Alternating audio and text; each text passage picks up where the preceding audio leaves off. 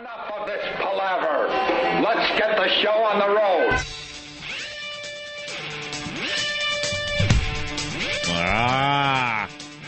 That's better as I adjust my volume after a vacation.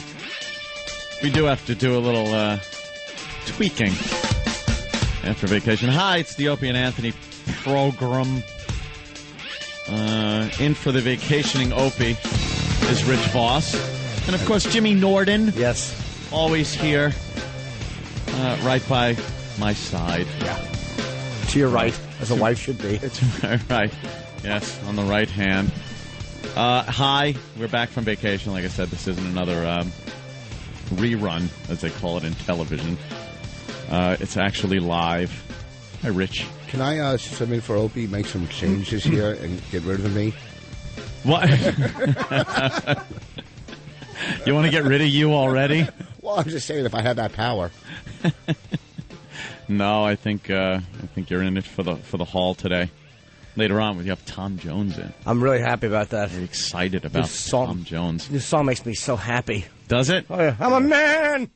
I know you are. Of course. And what a man. I heard things about him. He's packing? What'd you hear? I heard that he's packing. Well, of course. That's kind of been the thing that's been going on for years. Yeah, because when he performs live, he wears tight trousers. Down there, all the way to his... He wears tight trousers, and you could see things, and then you go... Because I had just seen Tom Jones probably a couple of years ago, at most, in Atlantic City. And you do look and go, that can't possibly be that. Because it's just down... I was thinking perhaps a roll of Krugerrands were in his pocket or something. Just he travels with a big roll of Krugerrands.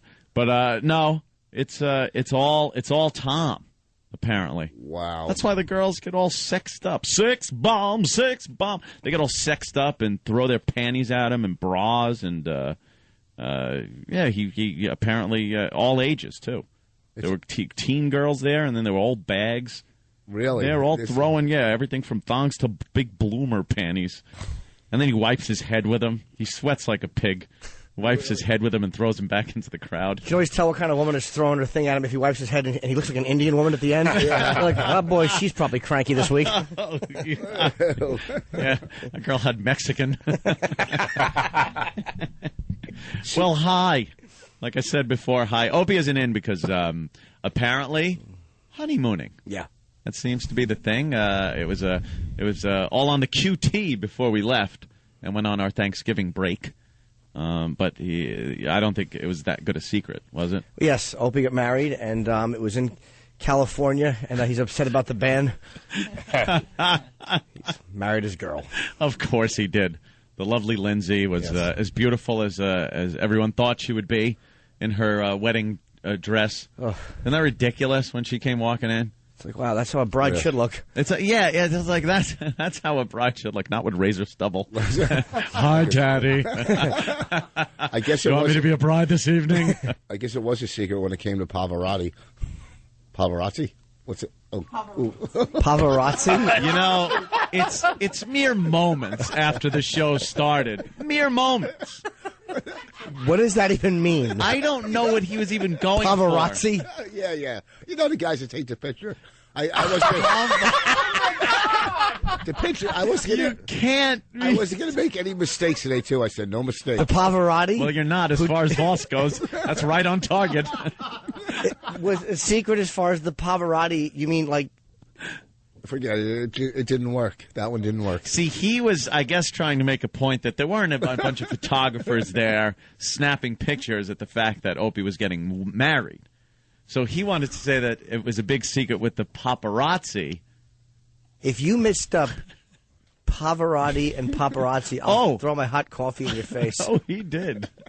It's like last night I was out to dinner with Voss late. We had to get up this morning, and he wanted the fish and the asparagus. No, he didn't say it. And I go, what do you say? He goes, I got asparagus. I did not. Oh. Shut your mouth. You did. I heard you left the off. What kind of sauce was on your paschetti? And did you wipe your mouth with your napkin? You are a child. I'm having problems. The Pavarotti. Pavarazzi, then he says, which, of course, a photography taking Jew haters. Pavarazzis. Yeah, I always mess that one up. Yeah, do you? And Danny was trying to signal poor E-Rock to get some Pavarotti on. And Pavarotti. Because I had no idea what he meant. I couldn't possibly fathom that it was paparazzi. I know what he meant now, and I still can't believe that an adult male said that. Yeah, just awful. What are you looking for? He was... oh, God. Spell it? R-E-T-A-R-D. Applies to either one of you. So his wedding was last weekend. Yeah. At the beginning of our Thanksgiving holiday. And it was in Philly. And it was like I was saying, Lindsay looked great. But I'm done with weddings, though. I'm done with weddings. I don't like the whole wedding thing.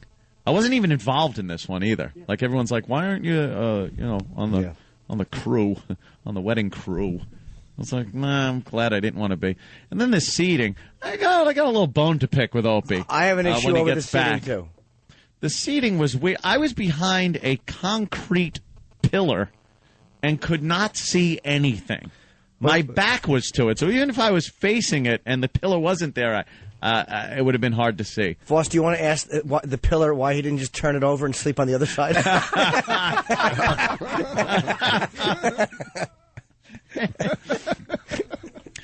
It was just I was being blocked by a giant pillar, and I was at a table. The table setup where all of the guests were.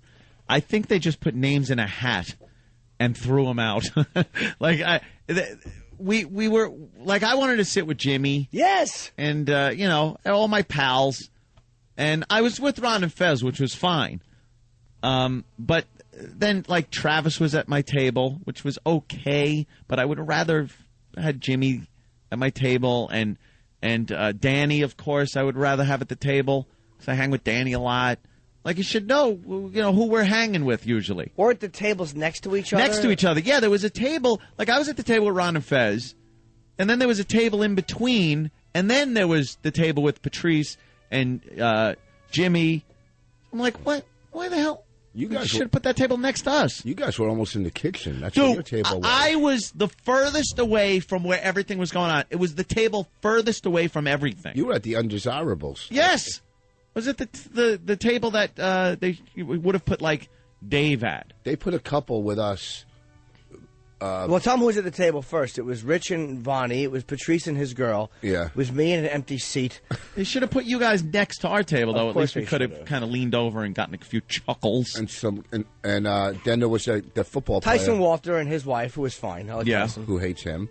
And she had, bigger dreams. And Jesus, Rich. And then beat your ass. I know you will. What do you mean? One of Plaxico Burress? I don't care. Yeah. Hold this. And then some couple. And we're talking, we're just talking what we talk, just filthy human. Oh, some random couple was thrown in there? I know Lindsay's dad at one point came over. He's like, look, I know you guys don't know. I forget what their names are. He goes, they're good people. Just talk to them a little bit. Get to know them. He was trying to be get everybody to know each other. Yeah, yeah. And he literally could have been saying, hey, there's an apple in there. You might want to go pick it up and talk to it. Not that they were bad people. I don't know them. Right. I don't talk to them. Yeah, this is kind of a mood when the table's all comics. You're going to talk about things you usually talk about when you're hanging out. And then to throw a random couple in there, it's bad for everyone involved. Especially with Patrice, too, because he knows everything. So no matter what, he's going to start giving that couple advice. She's going to want to end up leaving him. Yeah, you know? Yeah. He was saying things, and what's his name? The football player's wife was just looking at him going, is this man really for real? The stuff he's saying about women, that their value is all about their looks. Well, and stuff, yeah. Patrice has his logic as far as and reason as far as relationships going.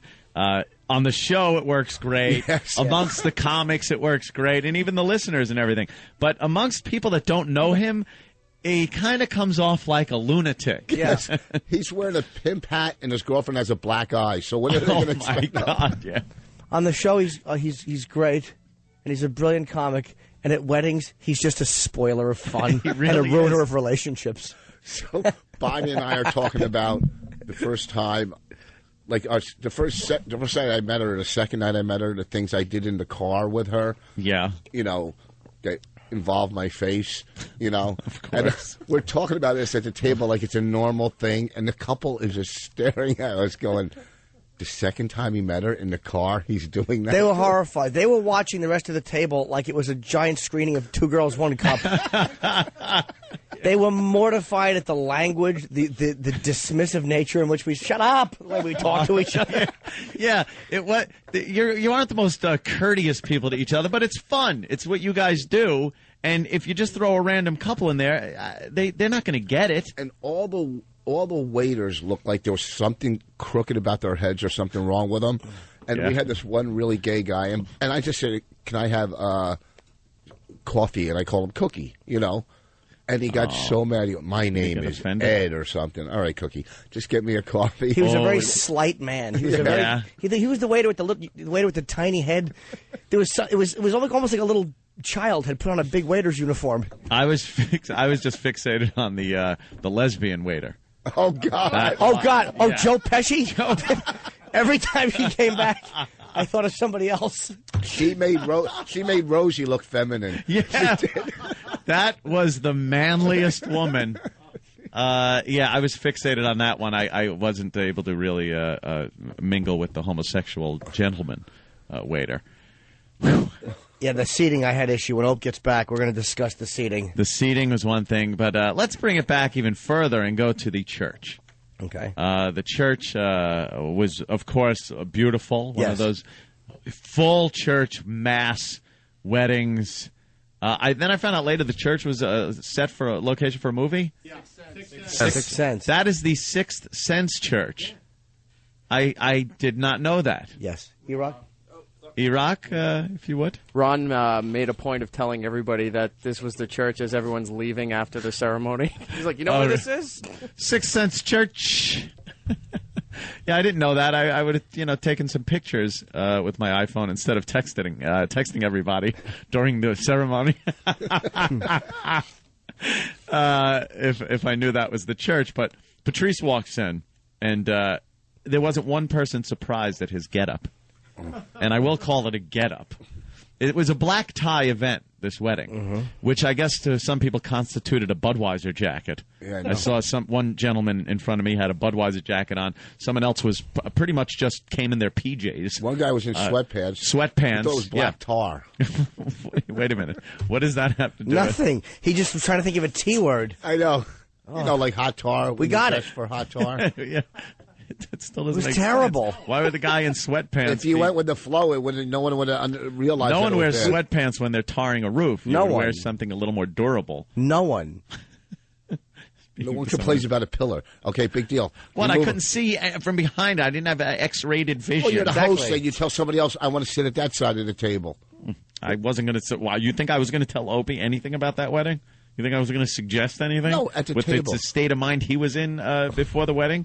The weeks before the wedding, he was Mr. Stress. I will say, I was going to go, oh, by the way, I don't like my table. Vos, they remind me of the seats that Vos got us for the Trump roast. Like, just behind the pillar, out of the way. Yeah. Keep him out of the way. Yeah, rumor has it that Anthony had to watch the reception on a screen. Yeah. Couldn't see. I couldn't see the actual reception. I watched it on a screen that was a delay. There's a delay on there. The seating chart was done just moments before the reception. Just moments before, they were still scrambling and figuring out who was going to be sitting where. We should have been at the same table. Yes. Ant and I should have been at the same table. But that was also because, like, for other people, too, not just us. Like, well, they wanted other people to have fun tables. And let's be honest, we're the big gets. Yes, we are the big gets. You're the biggest get. And in that rotten situation, I'm the second biggest. No, I think we are just the big gets. No, I would take you. Not even with false humility. I would take Anthony first. I would proudly take a second to Ant.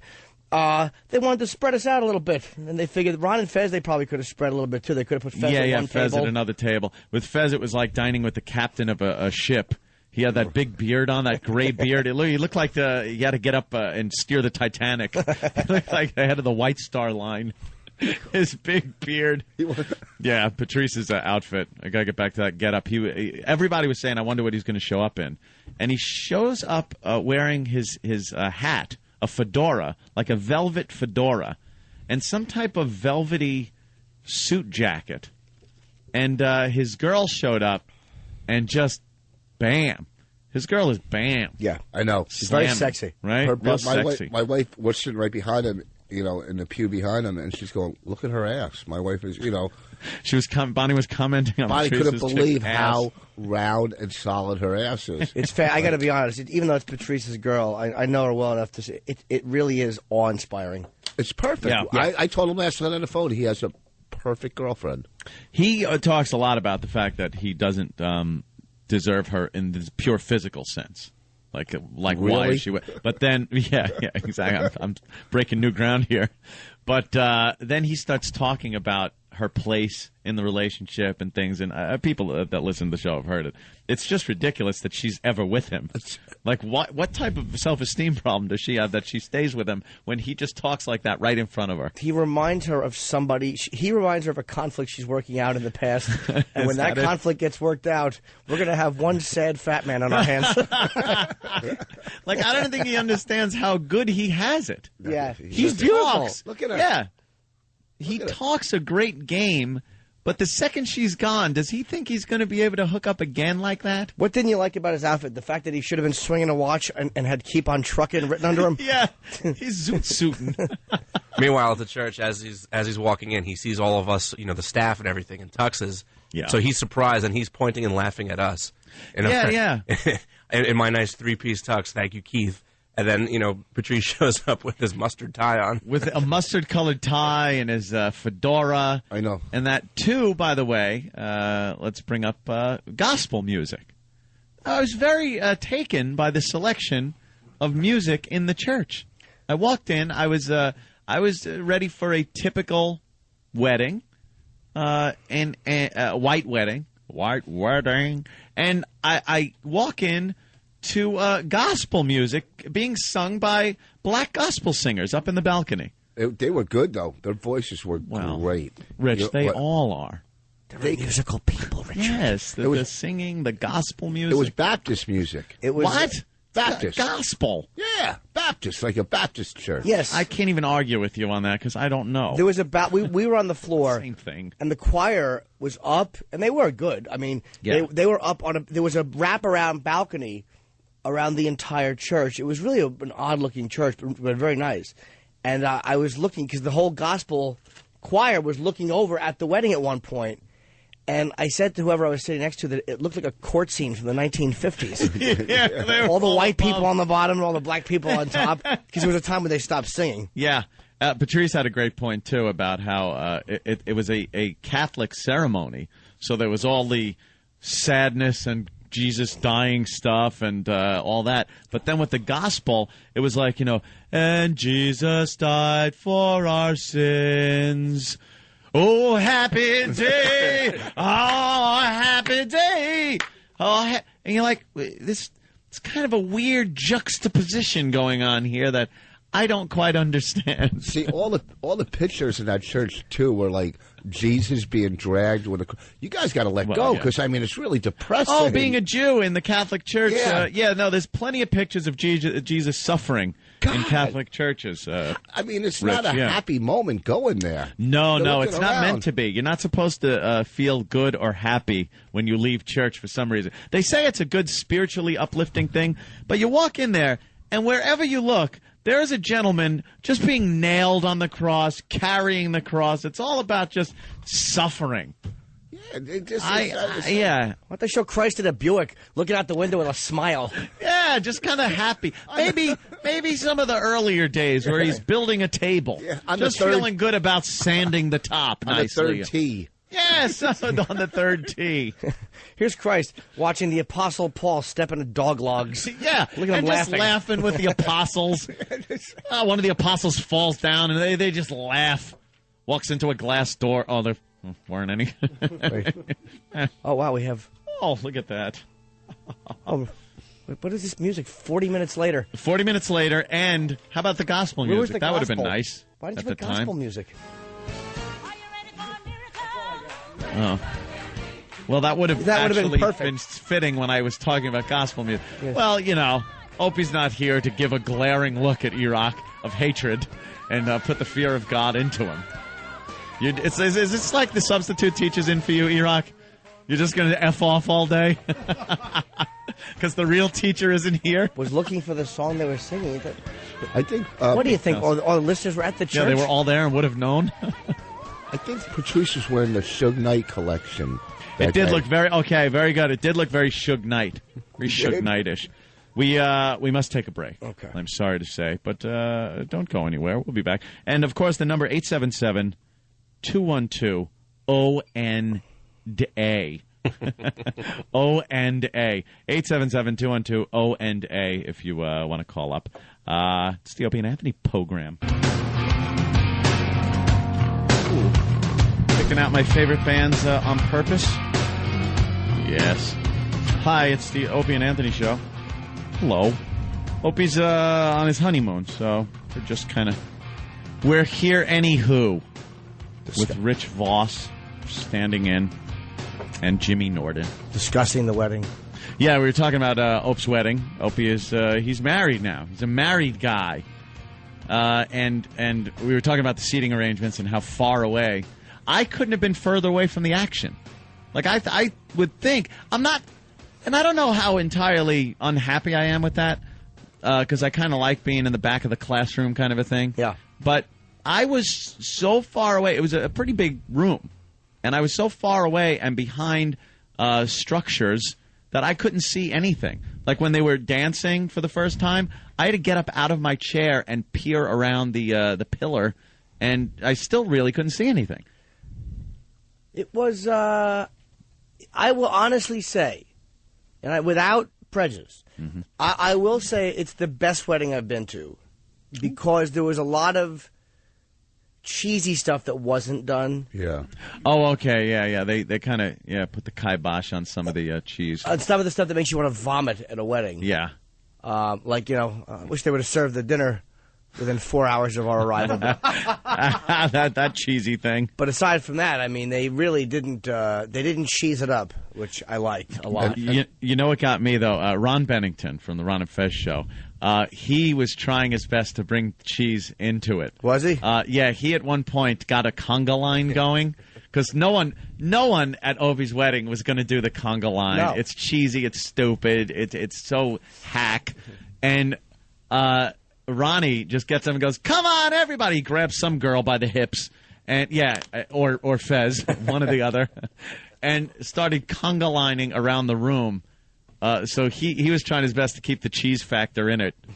But there was no the bride cuts the cake song. No. There was no garter thing.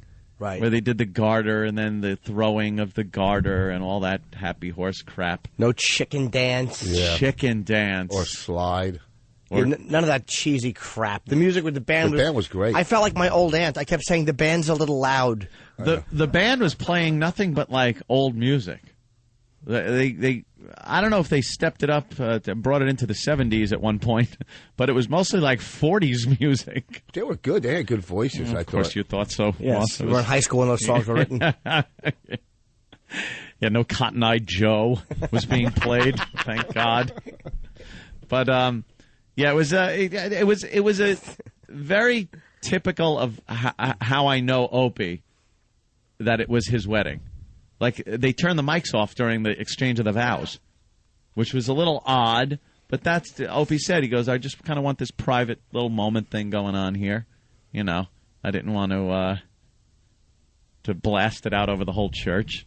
So you kind of just heard them kind of mumbling back and forth to each other. I really wanted to hear the vows. I so wanted to hear the vows. Isn't that why you go? That's the main stuff. Yes. The church. To hear the people lying to each other. I know. That's the best part. I promised it. Do you? I said, I guess, I think, at mine. Do you? Did you say, I guess? No, I said something dumb. It was so... I was the best man at this last wedding. And there's one part where at Rich's wedding. Yes, Vos. Yeah, yes, Vos. Lest people confuse and think you were the best man at Opie's. No. Opie's best man was his brother Scott, who did a good job. He actually had a really good toast. Yeah, nice laugh in it. It was touching. It wasn't. It was very good. Now nowhere near as quality as the toast I gave at Voss's, but I'm me. I'm kidding, of course. It was. Of course. It was. Voss had to repeat something. What was the woman? There was a woman who married. She's Canadian, and she looked like B. Arthur, and she married Voss and Bonnie. And I forget what she was called, but you had to repeat what she said. And his mushed mouth, incompetent and bumbling through what she said. Everyone in the wedding just kind of hated him for it, for his complete inability. The also at the church. Sorry, I got distracted. I had to send Idiot on a mission. David. 5 people get up. Yeah, there's somebody at the door that has to get in, and there you go. Oh my God. He still didn't know. Oh Jesus, no, he didn't. I showed him the text, and he didn't even read it. He walked. I just received a text saying, I'm at the front door and can't get in because I don't have a card. So instead of interrupting the show, I thought I would continue, show the text to David so he could read it, and then realize someone had to go to the door. He passed by it and gave it a fleeting glimpse and kept walking. He is the dumbest of the dumb. Who do you think you were showing it to? Sam, and like who's 20 feet away? Yes. How's he going to read a little iPhone text? Is a moron. Thought it was how you prayed. You wrote things down and held them up, and God read them. David's a boob. But he thinks he's so important. He's walking. Oh, I know. It's almost he's walking around. I thought he was your boss for a second. Yeah, he will be eventually. Could happen. It is the media we work in. So, what were we saying about the wedding? That we were saying something about the wedding. Yes. And of course, we got thrown off track by David. The toast. Yeah. The toast was nice. Toast. Yeah, the toast was very nice, but I couldn't see that really either because I was behind a stone pillar. There was somebody else that brought. Yeah. Here was something that happened in the church. Brother Weeze was there. Oh, yes. Who obviously very important as far as Opie's career goes. We've heard about Brother Weeze for many years. He went up and did, I guess, the reading that goddamn letters to the Corinthians or from the Corinthians, whatever. Yes. I don't know what that is. But he went up, and the first thing he did, he gets up, and it's a long walk from the pew up to the microphone. He had to go all the way around the altar and everything. It took a while. Yes. And he finally reaches the little pulpit area with the microphone and grabs the sides of the podium and leans in and goes, "Is this on?" And it was like uber silence. It went beyond quiet.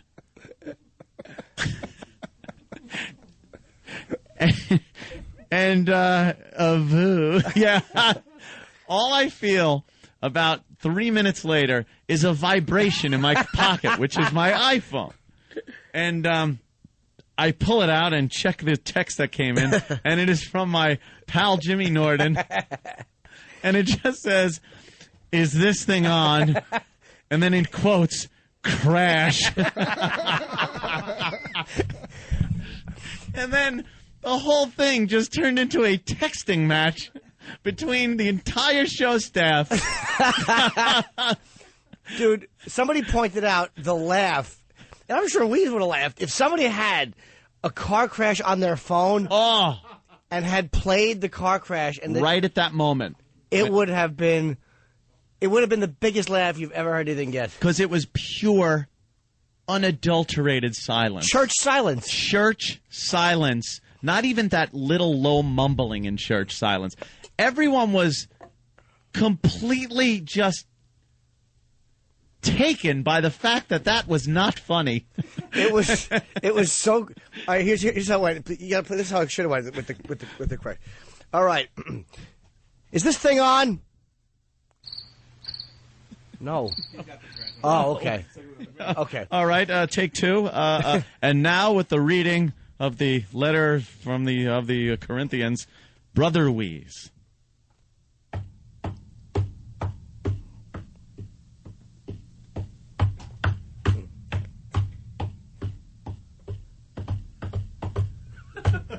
That's the walk up. Yeah. It's taking a while. Is this thing on? A letter from Paul to the Corinthians.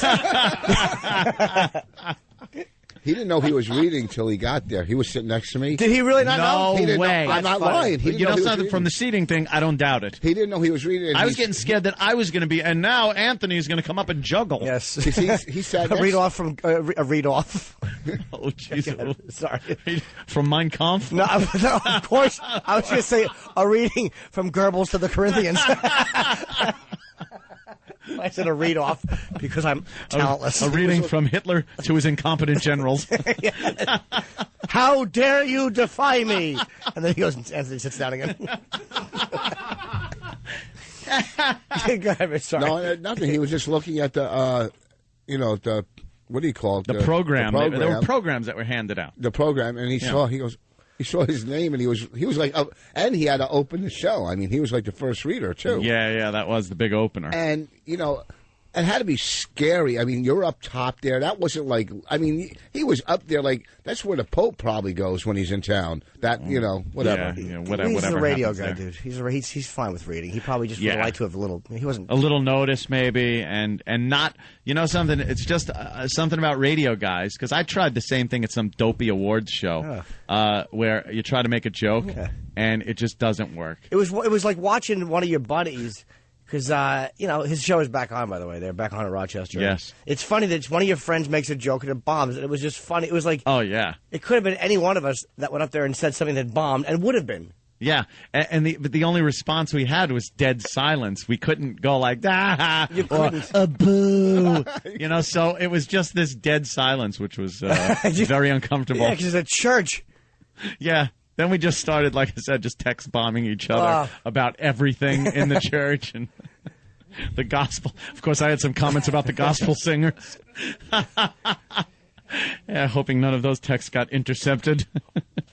But it was for a church ceremony. It was Ope looked pretty together. Like I'll say this, I didn't know how he was going to be. Like he looked a little. Could tell he was nervous. Nervous. Yeah. But better than I thought he'd be. Yeah. And once it was over. Once we got to we actually went back to the hotel for a little while. It was the Ritz-Carlton in Philly. And from the church, we had like a 2-hour time to get cocktails or whatever. Or some of us got massages with releases. That's what some of us did, I wonder who those people were. Some of us had at 6:15 to be down at the reception by 7. Had a massage girl come in. And by 6:58, we're cleaning things out of their belly button going, I got to go. Kenny, get up here. I don't know how to fix my cummerbund. With his smelly, chlorine-smelling cummerbund. Yeah, I had no idea how to fix it. Squishing out of the top like space food. Yeah. So it was that was what I did on my little break. Yeah. And I forget what I was going to say. Yeah, we were all gathering at the hotel for. That's okay. Just sign that. I don't know what that is. What is he signing? Danny just. He's handed me my breakfast order. Joe's new. Dude, you're in the middle of the. You come around this way. Me and Ed are talking, and the new intern. He stepped right in the middle of our conversation. Just walks in the middle of our conversation. I don't. How do you have a? I'm not saying that we should be revered as saints, but. Yes, but we are conversing on a national radio show here. I don't know why. I don't know. How do you guys get? Why would Paco from Bad Boys? I know. How do just walk right in the middle? How do you get 40-year-old interns? You guys got to be like in his 30s. We right? got it. Nothing like that. No, I'm sorry. He really doesn't look all that old. No, he doesn't. Maybe I should. He first tried to explain. No, that's why I didn't laugh. Yeah, If he looked old, I would have laughed, Rich. All right, maybe. Yeah, I don't know what you're I talking like the about. fact that Vos said in his 40s and no one laughs. He went, because he looks like he's in his 30s. Like, looks like, Does he? Yeah, I mean, he could be in his 20s. He just keeps going backwards. Yeah, we went back into the reception was at the Ritz-Carlton, so there was a small room that we were supposed to go into to have drinks, but we decided to go to the bar because it was better selection. Yeah. We need, a few of the people I was with, like Danny and whatnot. We need our booze. Need our booze. So we went in there and started our drinking immediately following the ceremony, even though the reception wasn't going to start for another 3 hours. Yeah. So we started drinking. It really was an event. Yeah, well, the whole weekend was, especially for us, because I went to the Borgata before the wedding.